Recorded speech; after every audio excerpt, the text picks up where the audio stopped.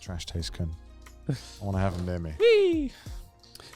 How do I know if I'm in a toxic relationship? Ooh. Have you guys ever had a Toxic ever known relationship? someone who was like obviously in a toxic relationship and they didn't know about it? I don't know. I think often if you're the one in it, you're normally the last one to figure it out sometimes. Yeah. Depends how it is. It Oh really no, depends. I do know someone actually. Yeah. Okay. I have been in a toxic relationship. Right. Me too. I did not know. I didn't know either.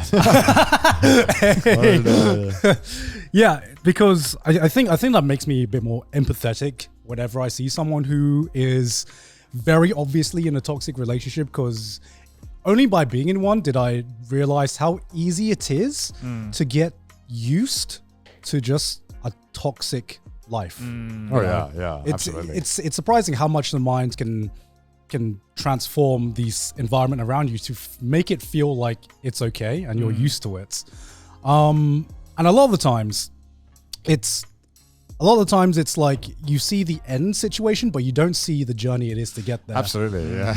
And normally it starts off with like one little thing that you like, you kind of like think about is like, that's a bit weird, but I'm gonna ignore that. Maybe it was a one time. Yeah, maybe it was a one-time thing, and then slowly like it builds up, and then it builds up, and then it builds up, and then you don't know how toxic it is in that moment until you are able to like, I guess, take a step back. Yeah. And view this from like a third person perspective. Yeah. It's like the frog boiling in water. Yeah. It's like you don't feel the temperature rising, but you just kept climatizing to every change in temperature. Yeah. Because it's so slight. Yeah. And then by the end of it, you're like, holy shit, wait, this is not good. Yeah. Yeah. This is not a good. Yeah, I remember like I had a friend who used to live in Japan who was in a relationship with this girl, and we could see from the outside that this girl was being very not cool to the dude, right? Yeah. Like he was Yeah. kind of taking it.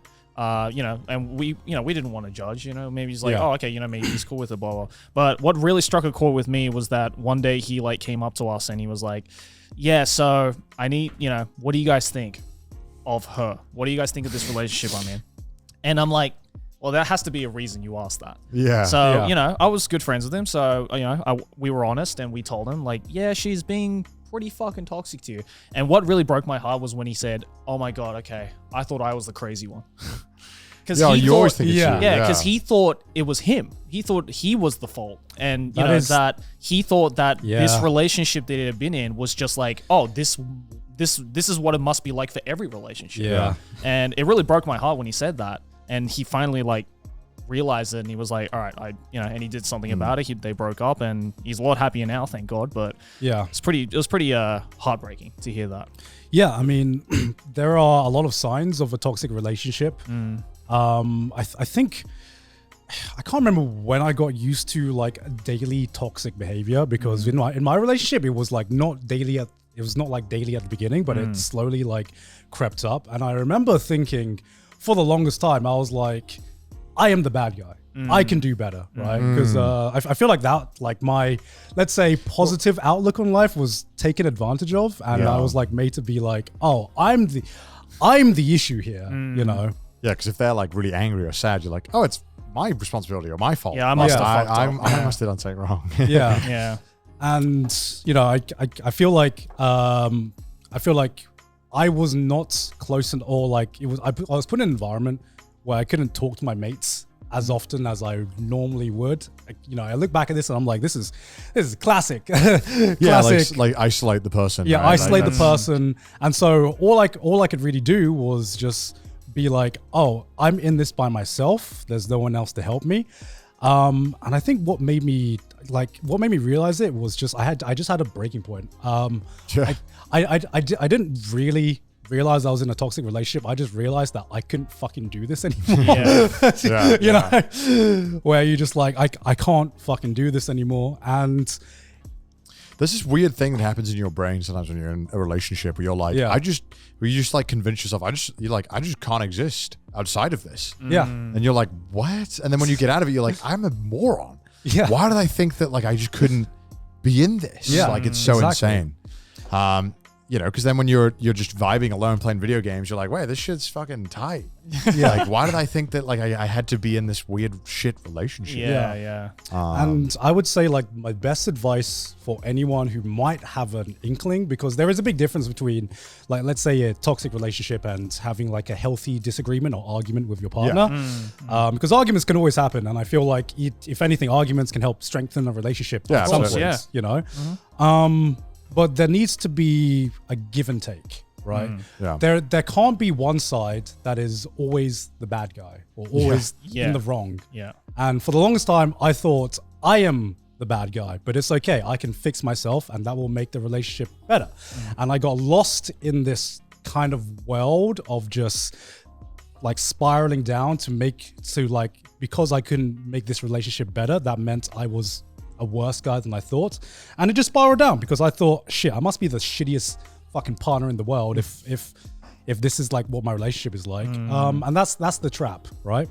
To me, being in obviously a toxic relationship and a very, very healthy relationship, there should be an equal trade on both sides. You should be comfortable saying what makes you uncomfortable to your partner, and they might not always agree, but you can talk it out and they will respect your opinion and they will listen to you. Communication is so fucking important in any kind of relationship. And it's like, if you're afraid to communicate anything, then I think that's a pretty big red flag for any kind of relationship, toxic or not. So yeah, you know, just if you like, you know, if you love the other person and they love you back, then they'll be willing to talk to you about anything, and just getting your points across in the best way that you can, and having a mutual understanding and respect for one another's opinions, whether they agree with it or not, I think is really, really important for a healthy relationship. Yeah. And I think if you see a bro going through a toxic relationship, don't be afraid to ruffle feathers. To just ask them. Just get it done. Just ask them how like if they're doing okay. I remember going through days where I would like secretly hope someone would just like ask me, and then nobody did. And then I just had to like pretend, no, okay, it's okay, you know. So that's my best advice. Wow, are we actually giving good advice? Okay, that's actually great advice. All right, I'm gonna pick the first one. It's at the top. All right. What? How do I deal with a racist uncle at Christmas dinner? The dichotomy. The absolute dichotomy. Oh, God. What the? Well, we got to first ask the question just on this table. Yeah. Do any of us have that racist uncle? I don't think so. My uncle's a chill. Maybe not racist. Yeah. But you know that uncle. I think out of pocket uncle. Maybe he just says shit, or maybe he's into something a little weird that he shouldn't be into. Yeah. Something like especially on my side and Sydney's side as well. You've got like 30 uncles. Yeah, I've got like 30 uncles, right? I've found to be a strange. I've got a fucking huge family on both sides, and not necessarily racist, but they will say some out of pocket things a lot of the times. And you're all like, uncle, what's so how do you deal with that? I mean, listen, you're not going to change their life in one Christmas dinner, right? Yeah. I think you just like, uncle, we disagree. Shut the fuck up. Let's have our Christmas meal. Let's change the subject. Yeah. Like you're not going to change your uncle. Yeah. Bro, if the dude's got to like age 60 and he has those beliefs or something, it's game over. Bro is not changing. He's got that for life. Like that is just that's a thing, you know? Like that's just there. How do you deal with your uncle? Honestly, the same way I deal with, I think we had this like kind of like same conversation the previous episode. The same way when I deal with anyone who says something out of pocket, I just am curious about why they think that. And I honestly, I just love having conversations, even if it's like about the most out of pocket thing. I'm just like, why the fuck do you think that? just like. Why, like, and you can tell just by talking to people, sometimes when people cannot get their mind changed, but sometimes you dig a little deeper and you're like, well, you know, you think this way because of this reason.